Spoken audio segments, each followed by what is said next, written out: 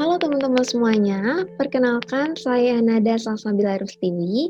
Pada kesempatan kali ini saya akan menjelaskan sedikit mengenai manajemen suplai farmasi yang meliputi perencanaan, pengadaan, dan juga penyimpanan sediaan farmasi di apotek. Nah, oleh karena itu, mari kita langsung saja ke materinya. Nah, berdasarkan Permenkes nomor 72 tahun 2016 tentang standar pelayanan kefarmasian di rumah sakit, menyatakan bahwa pengelolaan sediaan farmasi, alat kesehatan, dan bahan medis habis pakai merupakan suatu siklus kegiatan yang meliputi pemilihan, perencanaan kebutuhan, pengadaan, penerimaan, penyimpanan, pendistribusian, pemusnahan dan penarikan, serta pengendalian dan juga administrasi. Nah, pada kesempatan kali ini saya akan lebih menjelaskan tentang perencanaan kebutuhan, pengadaan, dan juga penyimpanan. Nah, poin pertama yang akan kita bahas adalah perencanaan kebutuhan. Apa itu perencanaan kebutuhan? Nah, perencanaan kebutuhan ini merupakan kegiatan untuk menentukan jumlah dan juga periode dalam pengadaan baik sediaan farmasi, alat kesehatan, dan juga bahan medis habis pakai sesuai dengan hasil kegiatan pemilihan untuk menjamin terpenuhinya kriteria tepat jenis, tepat jumlah, tepat waktu, dan juga efisien. Adapun tujuan dilakukannya perencanaan kebutuhan ini adalah untuk menghindari kekosongan obat dengan menggunakan metode yang dapat dipertanggungjawabkan. Dan adapun metode yang dapat digunakan ini ada 3. Yang pertama metode konsumsi, kemudian ada metode epidemiologi atau bisa juga disebut dengan metode morbiditas, dan yang terakhir ada metode kombinasi. Nah, untuk perbedaan dari ketiga metode ini, yang pertama, metode konsumsi ini merupakan metode yang didasarkan pada analisis data konsumsi obat di tahun sebelumnya dengan adanya berbagai penyesuaian dan juga koreksi. Nah, selanjutnya ada metode epidemiologi. Nah, metode ini merupakan metode yang didasarkan pada pola penyakit, data jumlah kunjungan, frekuensi penyakit, serta standar pengobatan yang ada. Sedangkan untuk metode kombinasi ini merupakan gabungan antara metode konsumsi dan juga metode epidemiologi. Nah, biasanya metode ini digunakan ketika memiliki data konsumsi yang jelas, namun kasus penyakitnya ini cenderung berubah. Nah, ketiga metode ini memiliki rumus yang berbeda. Untuk rumus pada metode konsumsi ini dapat diketahui dari CT atau kebutuhan per periode waktu sama dengan CA dikali T ditambah SS dikurangi sisa stok. Nah, CA di sini merupakan kebutuhan rata-rata, sedangkan T ini merupakan lama kebutuhan, dan SS ini merupakan safety stock. Nah, untuk mendapatkan jumlah safety stock ini dapat dicari menggunakan rumus lead time dibagi jumlah hari atau bulan dikalikan dengan CA untuk metode konsumsi. Nah, tidak berbeda jauh dari rumus metode konsumsi, metode epidemiologi ini memiliki rumus yaitu CT sama dengan CE dikalikan dengan T ditambah SS dikurangi sisa stok. Jadi perbedaannya hanya terdapat pada CA yang pada metode epidemiologi ini diganti dengan CE, yaitu perhitungan standar pengobatan. Nah, untuk mencari safety stock ini masih sama rumusnya, menggunakan lead time dibagi dengan jumlah hari atau bulan, namun dikalikan dengan CE, bukan dengan CA. Nah, itu untuk metode epidemiologi. Nah, untuk metode kombinasi, ini merupakan rumusnya ini gabungan antara metode konsumsi dan juga metode epidemiologi. Di mana C kombinasi ini sama dengan CA ditambah dengan CE dikalikan dengan T ditambah SS dikurangi sisa stok. Nah, untuk mendapatkan safety stock ini bisa dengan rumus lead time dibagi dengan jumlah hari atau bulan dikalikan dengan CA ditambah dengan CE. Nah, kita masuk ke kasus dari metode konsumsi ini ada salah satu rumah sakit membeli infus Ringer Laktat sebanyak 2.000 infus dengan pembelian setiap 2 bulan sekali.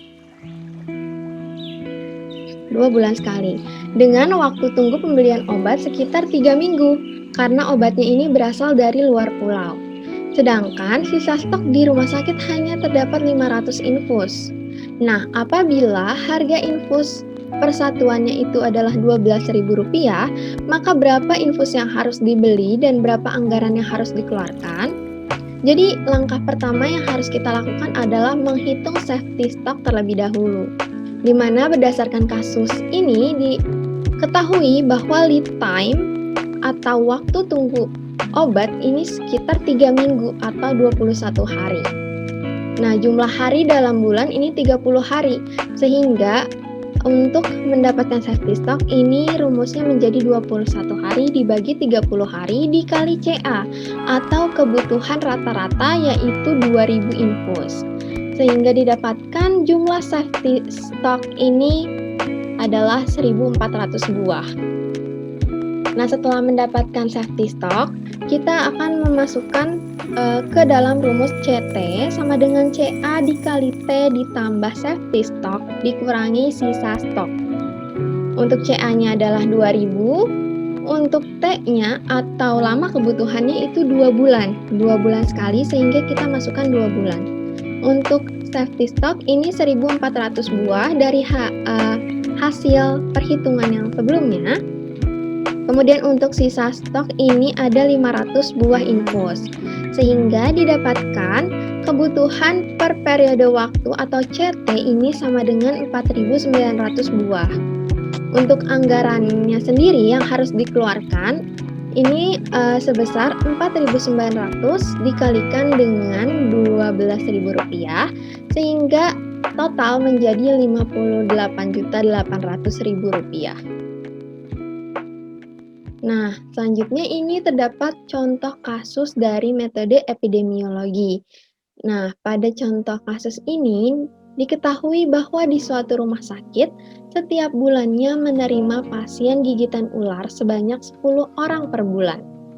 Dengan standar pengobatannya yaitu antibisa ular diberikan 2 botol untuk 1 hari dan terapi dilakukan selama 3 hari.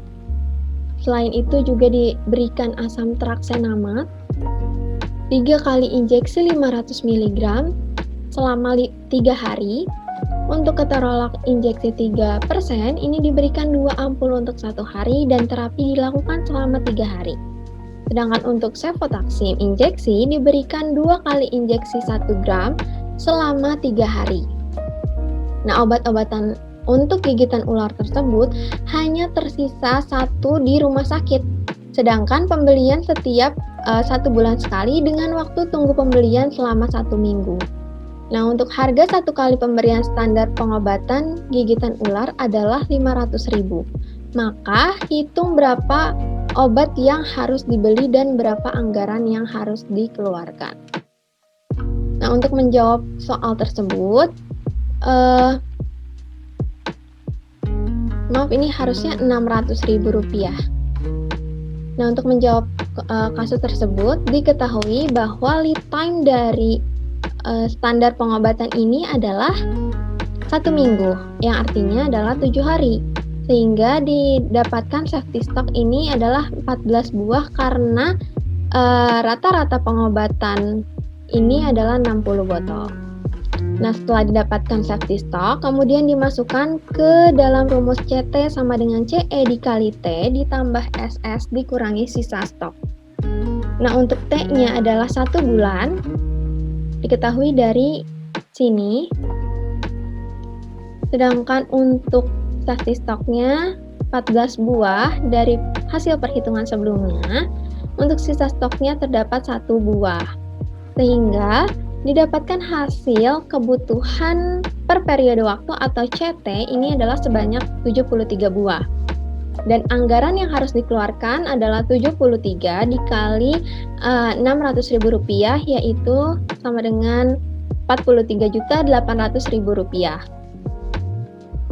Nah, untuk terakhir ini ada contoh metode kombinasi, di mana diketahui di suatu rumah sakit setiap tahunnya terdapat pasien DBD yang diperkirakan terdapat 100 pasien per bulannya. Dan untuk menangani pasien tersebut, diberikan infus ringer laktat sebanyak 20 tetes per menit selama 5 hari. Untuk konsumsi dari infus ringer laktat tiap bulannya ini ada 5.000 infus dengan waktu tunggu pembelian setengah bulan. Nah, hitunglah berapa banyak infus ringer laktat yang dibutuhkan apabila sisa stoknya hanya 1.000 botol. Nah, berdasarkan kasus tersebut, diketahui penggunaan ringer laktat satu hari ini diperkirakan 1,1440 mili per harinya untuk satu orang. Nah, karena satu botol ini 500 mili, maka kebutuhan satu pasien ini bisa dibilang 3 botol per hari.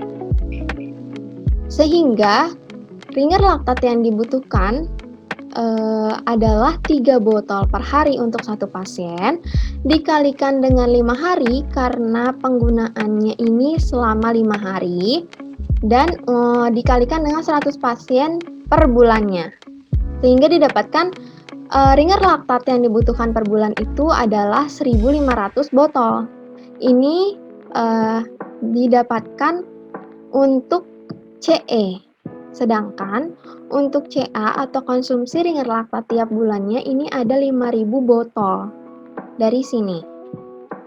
Nah, setelah itu kita perlu cari safety stocknya seperti biasa dengan memasukkan lead time-nya yaitu 15 hari karena waktu tunggu pembeliannya adalah setengah bulan. Untuk CA-nya 5.000 dan CA-nya 1.500 sehingga didapatkan safety stock-nya sebesar 3.250 botol. Kemudian dimasukkan ke dalam rumus C kombinasi sama dengan CA ditambah CE yaitu 5.000 ditambah 1.500 dikalikan dengan lama kebutuhan yaitu 1 bulan ditambahkan dengan safety stock dan juga dikurangi dengan sisa stok yaitu 1.000 botol. Sehingga didapatkan kebutuhan obat sebesar 8.750 botol. Nah, oleh karena itu kita bisa membandingkan metode konsumsi dan juga metode epidemiologi, di mana metode konsumsi ini merupakan pilihan pertama dalam perencanaan dan juga pengadaan sediaan farmasi, karena metode ini lebih mudah dan juga cepat dalam perhitungannya. Namun, metode ini kurang tepat dalam penentuan jenis dan juga jumlah obat, dan dapat mendukung ketidakrasionalan dalam penggunaan obat. Sedangkan untuk metode epidemiologi ini memiliki keuntungan yaitu lebih akurat dan mendekati kebutuhan yang sebenarnya. Selain itu juga pengobatannya lebih rasional, namun untuk perhitungannya ini sedikit lebih rumit, tidak dapat digunakan untuk semua penyakit dan memerlukan data seperti kunjungan pasien, 10 besar pola penyakit, dan juga persentase anak dan juga dewasa. Nah, setelah dilakukan perencanaan kebutuhan, dilakukan evaluasi. Nah, evaluasi ini bisa menggunakan 3 metode. Nah, metode yang pertama ini merupakan metode ABC. Nah, metode ABC ini metode apa sih? Nah, metode ini merupakan analisis yang digunakan untuk mengidentifikasi jenis obat berdasarkan pada kebutuhan biaya atau anggaran terbanyak. Nah, pada metode ini, obat diklasifikasikan menjadi 3 kategori. Ya, yang pertama ini kategori A, merupakan obat-obat yang menyerap anggaran paling banyak, yaitu sekitar 60-70%. Namun jumlahnya sedikit, yaitu sekitar 10-20% dari total keseluruhan obat.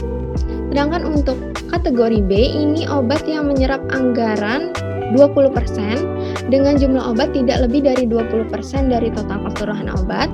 Sedangkan untuk kategori C, ini obat-obatan yang menyerap anggaran paling rendah yaitu 10-20% dengan jumlah obat yang paling banyak yaitu 60-70%. Nah, adapun metode yang kedua itu metode VAN.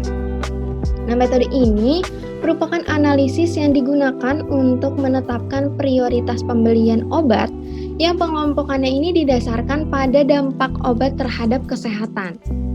Nah, sama dengan sebelumnya, metode Venn ini menggolongkan obat menjadi 3 kategori. Yang pertama adalah V atau vital.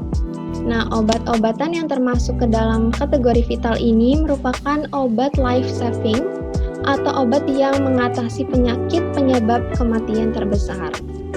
Nah, sedangkan yang kedua ini ada E, kategori E atau essential. Nah, obat-obatan yang termasuk ke dalam kategori ini adalah obat kasual atau obat yang bekerja pada obat kausal atau obat yang bekerja pada sumber penyebab penyakit. Nah, sedangkan yang terakhir ada metode N atau non-essential. Nah, obat-obatan yang termasuk ke dalam kategori ini merupakan obat penunjang atau obat yang kerjanya ringan dan digunakan untuk menimbulkan kenyamanan serta mengatasi keluhan ringan. Nah, obat vital ini bisa berupa obat-obatan untuk jantung, sedangkan untuk esensial ini bisa seperti antibiotik, sedangkan non-esensial ini bisa contohnya itu berupa vitamin dan juga suplemen. Nah, selanjutnya ada metode ABC dan Venn. Ini merupakan metode gabungan antara metode ABC dan juga metode Venn, sehingga didapatkan 3 kelompok, ya, di mana kelompok 1 ini merupakan semua item yang penting dan juga mahal. Yang termasuk ke dalam kelompok ini merupakan kelompok AV, AE, AN, BV, dan juga CV. Sedangkan untuk kelompok 2 yaitu termasuk BE, BN, dan juga CE.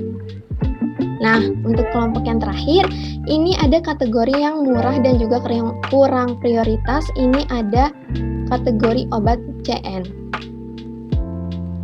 Nah, poin kedua yang akan kita bahas, ini merupakan pengadaan. Nah, jadi apa itu pengadaan? Nah, pengadaan ini merupakan kegiatan yang dimaksudkan untuk merealisasikan perencanaan kebutuhan. Jadi setelah kita menghitung kebutuhan obatnya, kemudian kita lakukan pengadaannya. Nah, pengadaan yang efektif ini harus menjamin ketersediaan, jumlah, dan juga waktu yang tepat dengan harga yang terjangkau dan sesuai dengan standar mutu. Adapun hal-hal yang harus diperhatikan dalam pengadaan yaitu yang pertama, bahan baku obat harus disertai dengan sertifikat analisa. Yang kedua, bahan berbahaya harus menyertakan material safety data sheet. Yang ketiga adalah sediaan farmasi, alat kesehatan, dan bahan medis habis pakai harus memiliki nomor izin edar, serta masa kadaluarsanya minimal 2 tahun. Nah, untuk pengadaan sendiri ini dapat dilakukan melalui beberapa kegiatan. Yang pertama ada pembelian. Jadi pengadaan ini bisa dilakukan dengan pembelian, di mana harus memperhatikan kriteria sediaan farmasi, alat kesehatan dan bahan medis habis pakai yang meliputi kriteria umum dan juga kriteria mutu obat. Kemudian kita juga harus memperhatikan persyaratan dari pemasok dan penentuan waktu pengadaan dan juga kedatangan sediaan. Selain itu juga kita harus memantau rencana pengadaan sesuai dengan jenis, jumlah, dan juga waktu. Selain melalui pembelian, kita juga dapat melakukan pengadaan dari produksi sediaan farmasi. Nah, sediaan yang dibuat di rumah sakit ini harus memenuhi persyaratan mutu dan juga terbatas hanya untuk memenuhi kebutuhan pelayanan yang di rumah sakit saja. Nah, selain itu juga kita bisa melakukan sumbangan atau dropping atau hibah, di mana instalasi farmasi harus melakukan pencatatan dan pelaporan terhadap penerimaan dan juga penggunaan sediaan sumbangan atau dropping atau hibah.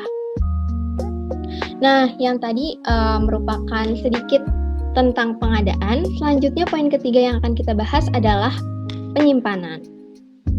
Nah, apa itu penyimpanan? Jadi penyimpanan Setelah kita melakukan perencanaan obat dan kita lakukan pengadaan obat dan obat telah sampai, obat ini harus disimpan agar dapat menjamin kualitas dan juga keamanan dari sediaan farmasi, alat kesehatan, dan bahan medis habis pakai sesuai dengan persyaratan kefarmasian. Nah, persyaratan kefarmasian yang dimaksud ini meliputi persyaratan stabilitas dan keamanan, sanitasi, cahaya, kelembapan, ventilasi, dan penggolongan jenis sediaan farmasi, alat kesehatan, dan juga bahan medis habis pakai. Nah, jadi persyaratan-persyaratan yang telah disebutkan ini harus harus sesuai dengan persyaratan tersebut. Nah, selanjutnya untuk penyimpanan ini dapat menggunakan metode yang berdasarkan pada kelas terapinya atau juga bisa dengan bentuk sediaannya dan juga jenis sediaannya. Kemudian, sediaan tersebut disusun secara alfabetis dengan menerapkan prinsip FIFO dan juga FIFO disertai sistem informasi manajemen. Nah, apa itu FIFO? FIFO itu adalah first expired, first out, sedangkan FIFO ini merupakan first in, first out. Nah, ada untuk penampilan dan penamaan yang mirip atau disebut juga dengan LASA atau look alike, sound alike, ini tidak boleh ditempatkan berdekatan dan harus diberi penandaan khusus untuk mencegah terjadinya kesalahan pengambilan obat. Nah, adapun penyimpanan khusus, yang pertama, bahan yang mudah terbakar ini harus disimpan pada ruang tahan air dan diberi ruang tahan api dan diberi tanda khusus berbahaya. Sedangkan untuk gas medis disimpan dengan posisi berdiri, terikat, dan diberi peringatan penandaan untuk menghindari kesalahan pengambilan jenis gas medis. Nah, sekian presentasi yang dapat saya sampaikan. Semoga bermanfaat. Terima kasih.